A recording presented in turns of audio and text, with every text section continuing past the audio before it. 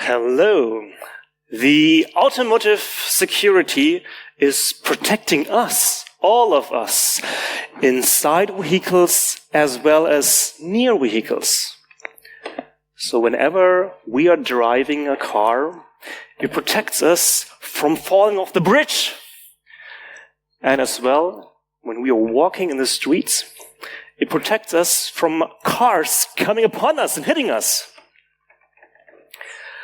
So this entire cybersecurity for cars thing is getting a lot more challenging because the cars are now connected to internet and have to be supported for decades from now on. A tiny solution to that is having the automotive security analyzer for exploitability risks. And I will go into the details from slide 10 on. Whenever you feel like having a question, feel free to raise your hand, to raise your voice, whatsoever. I can summarize and repeat the question for the records, and then answer even during the talk too. Of course, otherwise, other words we can still do in the Q&A, and I'll be around the entire 4-day conference too, of course. Just a tiny disclaimer for my employers. It's all personal views, none of my employer's views. The approval is for that one only. It's only informational purposes, no liability. Third party remains with owners. Thank you much for bearing with me. But who am I to talk to you? Well, I researched exactly that. That was my PhD in the end. And I was an engineer and researcher for premium onboard networks in the years 2008 to 2015. I'm in IT security now in full-time for 14 years and classically studied software engineering and computer science and was an electronic warfare soldier too one day. For the agenda, how we do that. Again, we go into the motivation. Why are we doing that? Secondly, onto the data model, how we then perceive the car for our software. A short practical demo on the third. And then we go very deep into the algorithms in chapter 4, chapter 5, and look what the future could bring to us. So why are we doing that? As the board network is connected to the internet. And we all know the internet out there is not that nice neighborhood. And at the same time, those cars, they're not replaced as fast as a smartphone or a laptop, but has to run for decades. And we have seen many of those cases where they're attacking, for example, in the case of the Chevrolet Impala, just everything, so they can go into the cellular, they can also go into the CAN bus and just control almost everything. They've even shown with that Jeep over there that you can land in the ditch by just remote attacking with the cellular. And people like here have shown very often that Teslas can be pwned very often, and there's so many talks around. You can look at Black Hat, DEF CON, Usenix, S&P, everywhere around. It is rather popular to do that nowadays. So we come back to the automakers. They are, of course, making sure. We have seen already today that number one is safety. So it always must protect your lives. The brakes must work, the airbag must work, everything must work. And the architects come with that question, how bad would this affect security if you have a new smart feature? Because people love smart features. People love to integrate everything. There are CarPlay, there whatsoever. But how would this affect the security in long term? So that is one of the questions we try to answer somehow. Secondly, the penetration testers. We have seen some of today on this stage for the IVI, for the head unit. And it's, again, there's so many computers in the car. Do you have a guess how many there are in the car, roughly? Who would say more than 5? You would say more than 20? More than 50? Still correct. 100 and more. So new cars even have 200 computers in there. And it's just keeping growing because so many smart devices are popping up and people are integrated into the car too. So the pen testers have this massive amount of computers in front of them, and which should they pen test first? So those are the two main stakeholders that profit from that automotive security analyzer. What was my vision? The vision was having attack graphs that can tell you how big is the risk. They can tell you what is the likely path from an access point down here up to some assets like that.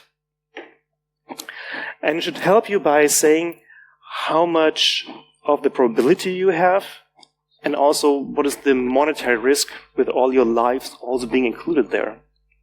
And of course, they were brilliant researchers, and we come back, not as much as we just had beforehand with the ninth internet things, but back to the 80s. There was a fault tree analysis in the 80s. And that one evolved into the attack trees in the 90s. So Ed Amoroso from the Bell Labs and Salfer from the NSA, they already published about using the fault tree analysis for attack trees. And then in 1999, Bruce Schneier also picked up on it and wrote an article about it, and then everybody was talking about attack graphs. In the 2000s, there were people like Scheiner et al. And O et al. Who were starting constructing them automatically. We see one here. So that graph, it starts with a IIS buffer overflow, squid port scan, LI secure mode to user, and so on. That was being done by them with new SMV, and that is a formal analysis check, a checker whether the logic is correct. I like their approach, and they did too. The big drawback is, for a huge network like a car, it is too slow. So model checking would take probably decades, century to complete on a huge network like a car, because there's so many possibilities to check for. In the 2010s, people like Sebastian Roschke started to automate the sourcing, so get vulnerability databases ingested into the construction of such attack trees. And he did that for automating the rule generation of IDSs. Eventually, for the car, we found out that those things we had so far did not help, were not fast enough. So here, on slide 10, as I proposed, we can now come into the new way, into a system that needs 4 inputs. So the automotive security analysis for expeditors needs the network topology. The network topology is who can communicate to whom. So we have those many computers in the car, but who can actually communicate? And you have to know a car, at least a premium car, is very strictly segmented. So it's not just one flat network, no, but it is 10 to 20 different networks. There's a couple of CANs, there's a couple of LANs, there's a broader reach network. There's so many different networks inside a car. So if you compromise something, you have to jump to the next node for the next network to get on. That helps a lot for an architect to split up certain things if the risk would be too high. The good thing is that automakers have a very precise knowledge about what is the attack surface. So they know what ports are open. They know what jobs are running there. They know what data goes into. They precisely document, even machine readable, what integer or what bit or what string is being accepted by a computer. Therefore, you can tell if a computer like the IVI we've seen by Renault this morning accepts even HTTP-like requests, there's a hell big parser in the back that could be exploited somehow, and therefore has a big attack surface. Thirdly, we need the intelligence on the attackers. So who are we afraid of? What are their capabilities? And in the end, what are we afraid to lose? So their lives and also the credentials. Where are they? At what point? Which computer does the attacker have to compromise to get to that asset? We combine all of that into the models. And from there on, the algorithms for both the single path and multipath can generate actually those attack graph on the right-hand side. That attack graph shows you here at the top, there's an access node with a big probability to get to the next software node. From there on, you can go to B and C and D and eventually access the asset there. That is the basic overview. Let's look a little bit deeper. This is an overview of the models. You can concentrate on the software nodes. That is the atomic entity. Whenever you compromise something, you have compromised a software node. May it be within a container, may it be within a VM, may it be within an entire host. And from there on, you can try to connect to other software nodes and compromise them. Eventually, it will hold an asset. An asset is what the attackers are motivated for. So every attack tree, of course, therefore, is attacker-specific. Attackers have different motivations and different resources. And that will help us later very, very much. Let's look at the surface. How is the probability if someone is in an event like pawn to own and trying to find out how to get in? Of course, an attacker will stop as soon as someone has found something.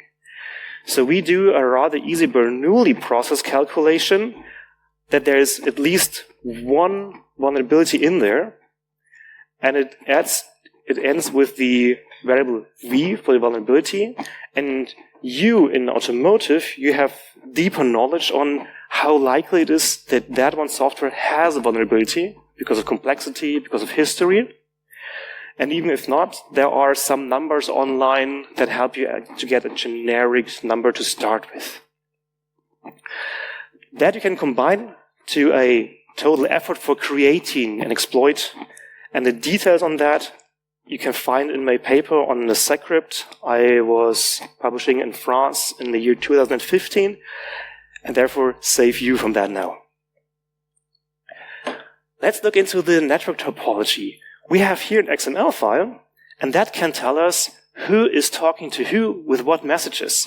And the good thing is, automakers know very precisely, they do even do that machine readable, and that helps us so much. So we come up with a small tech stack of XML and Java to process that. Let's have a look into that.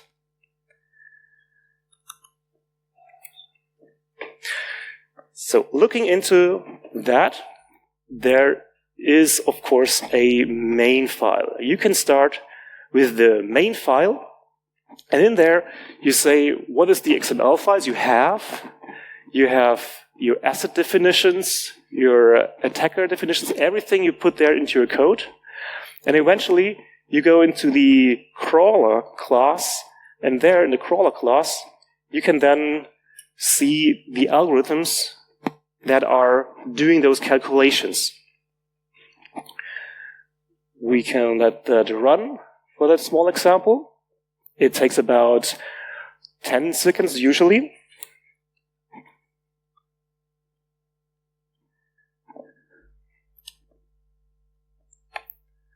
And in the end, we will then get another XML file with that graph, plus the probabilities, plus all the risks. And we can then open that up and analyze that further. And that will help us as an engineer, to clearly see where we should start with.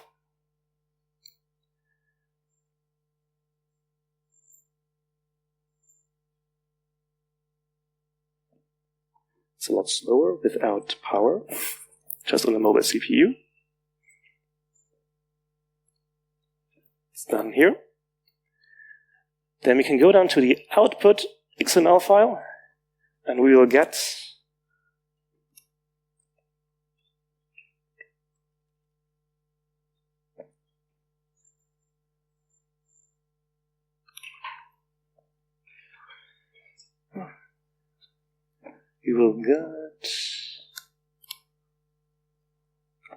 this here, 1,500 edges we can open. And then we have the graph here. This is now the raw graph. Of course, it helps us by doing, for example, some layouting with that. So now we have already a very, very good overview where we should invest our budget. We see, for example, that computer might need some help. And that computer over here too probably might also need some pen testing.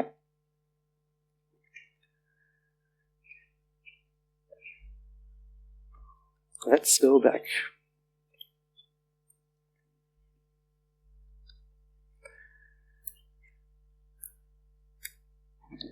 Here's an overview of the first part of the R algorithm. The reason why that algorithm is better is that it's not anymore exponential runtime like we've had with the new SMB model checking. In between, Hu et al. Made some progress with square. And here that algorithm has n log n runtime. And you can see the details in the Information Security Conference of 2014. And some measurements in that overview too. So now we come to a bigger question of the total risk. For the total risk, we have to think about costs and budget. So we know there are some ways, and now let's think about what attacker can afford it. And affording it means that the cost is below the budget of that attacker. In that case, the good thing in nature is if it is combined by many small pieces that are independent, like the costs, it will always end up, because of the central limit theorem, to a Gauss distribution. And a Gauss distribution, you can see on every banknote back then, in 21 or 10 Deutsche Mark banknote, there's even a formula here that we need now. And that formula over here, that tells us what is the probability that the budget will be sufficient for the attack. So we put in our numbers here and have the probability eventually. We now combine that. We now have the probability for the budget, and we multiply it with the probability for the vulnerability. And we have, many slides before, talked about the single vulnerability of an attack surface, and now we multiply that to the overall vulnerability of that path. And those two combined, budget probability and vulnerability probability, gives us the attackability probability. Now we have a number. Now we can tell how big is the likelihood that this asset is being attacked.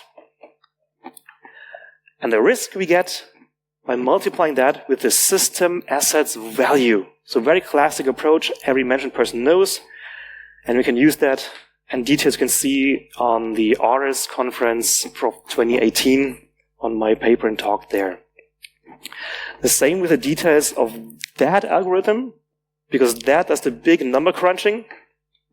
And the thing I'd like to point out is the performance considerations. So why is it so much faster than the others have done so far? Because of early path drops. As soon as our Gauss calculation can tell us this is unlikely, forget about that, we can drop that path. That drops most of it. And still, we cover 95% of all relevant things. So again, in a fraction of time, we get a result that is 95% correct. That is just so usable. And it's even more map reducible, so you can even put it onto a cloud on workloads and even make it even faster. Therefore, finally, we have something that is working on our everyday lives for engineering the networks. I tried something different too. So this fine man, Thomas Bayes, he had the Bayes networks you have often heard of. And Bayes networks are good for having 2 events that come to a third event. But we have some problems, like number 2, there's a cycle inability.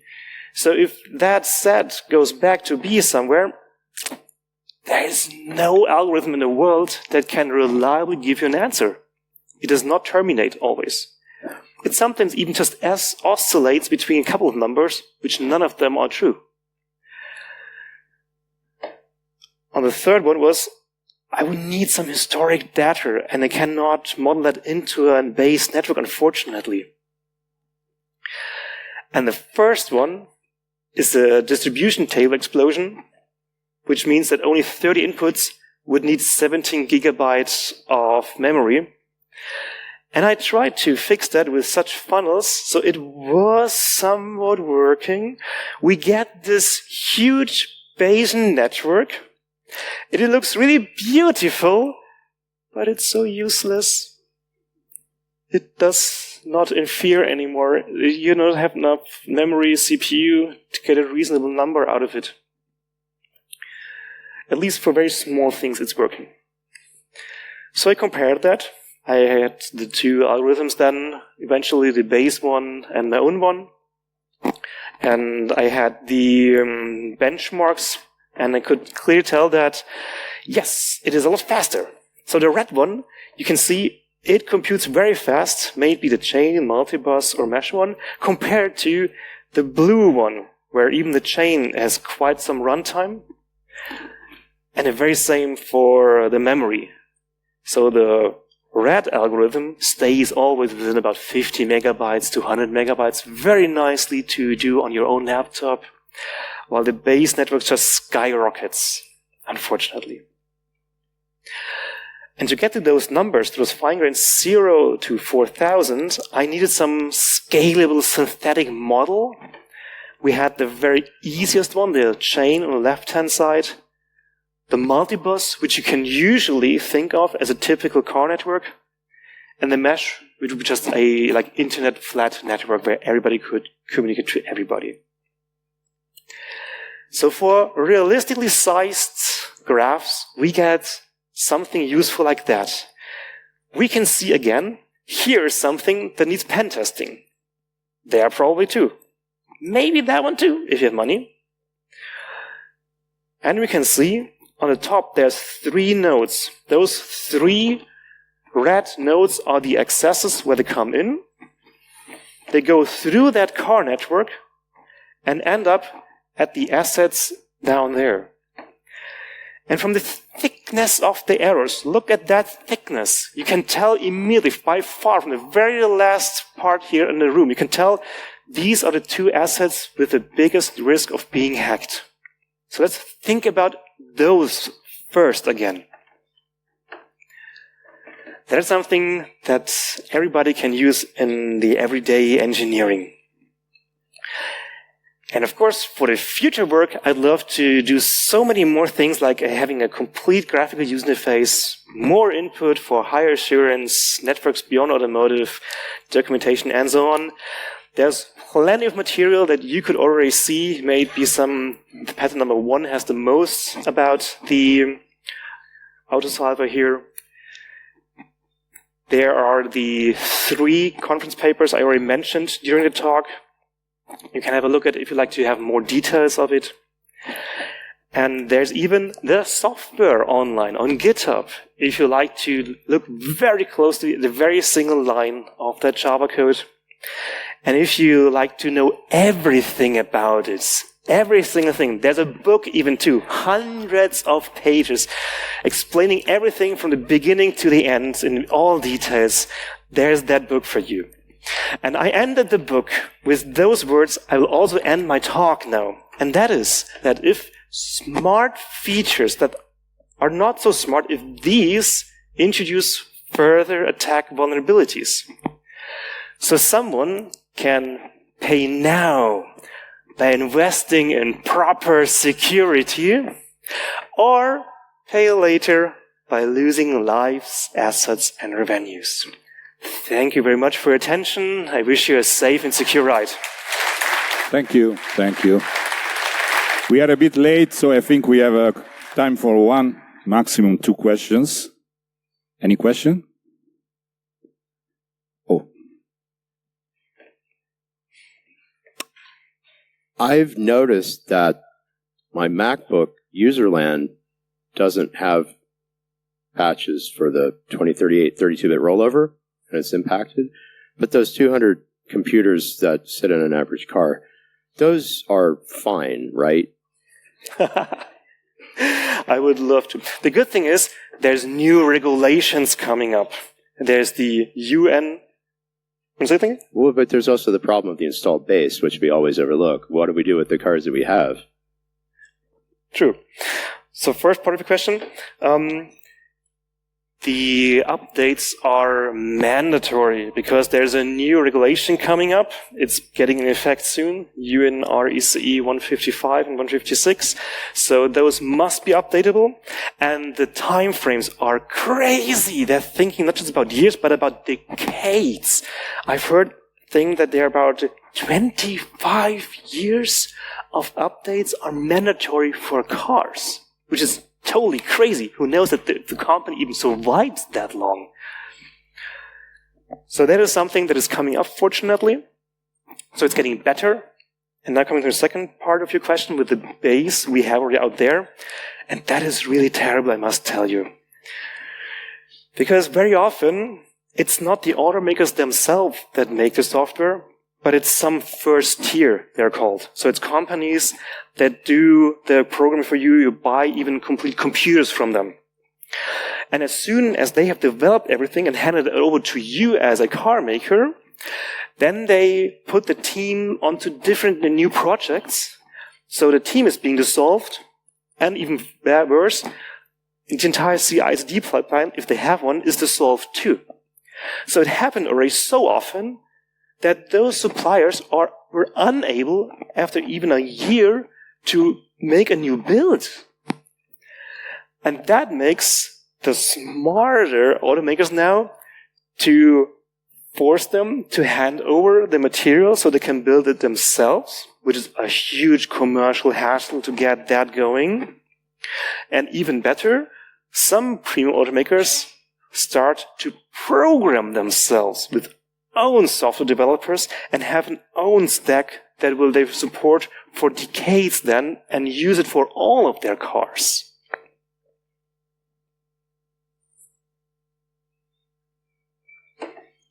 Okay. We are done.